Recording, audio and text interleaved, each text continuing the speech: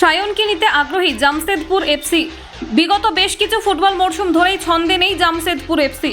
এবারের এই আইএসএল মরশুমের শেষের দিকে অনবদ্য লড়াই করলেও পয়েন্ট টেবিলে 11 নম্বরে থেকেই অভিযান শেষ করতে হয়েছে তাদের।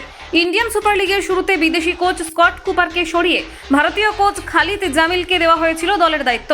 সময়ের সাথে সাথে তিনি দলকে কিছুটা ছন্দে আনতে সক্ষম হলেও পরবর্তীতে তা বজায় থাকেনি।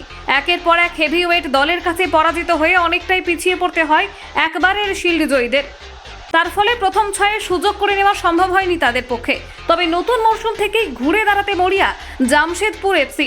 সেই জন্যই নিজেদের পরিকল্পনা অনুযায়ী একাধিক দেশি বিদেশি ফুটবলারদের দিকে নজর গিয়েছে ম্যানেজমেন্টের। সেই মতো কথাবার্তাও অনেক দূর এগোতে শুরু করেছে তারা। সেক্ষেত্রে দল থেকে বাদ পড়তে পারেন ব্রাজিলিয়ান তারকা এল সিনহো।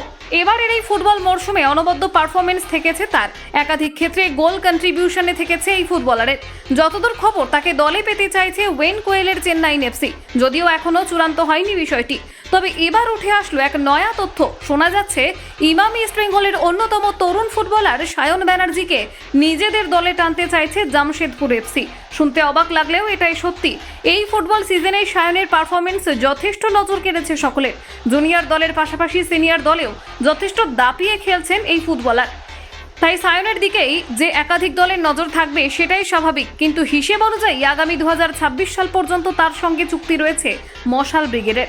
সেজন্য এই ফুটবলারকে দলে টানতে হলে বিরাট অঙ্কের ট্রান্সফার ফি দিতে হবে জামশেদপুর এফসিকে। তাছাড়া নিজের পুরনো ক্লাব ছেড়ে সায়ন আদেও অন্যত্র যেতে চাইবেন কিনা সেটাও দেখার। কলকাতা 24/7.in।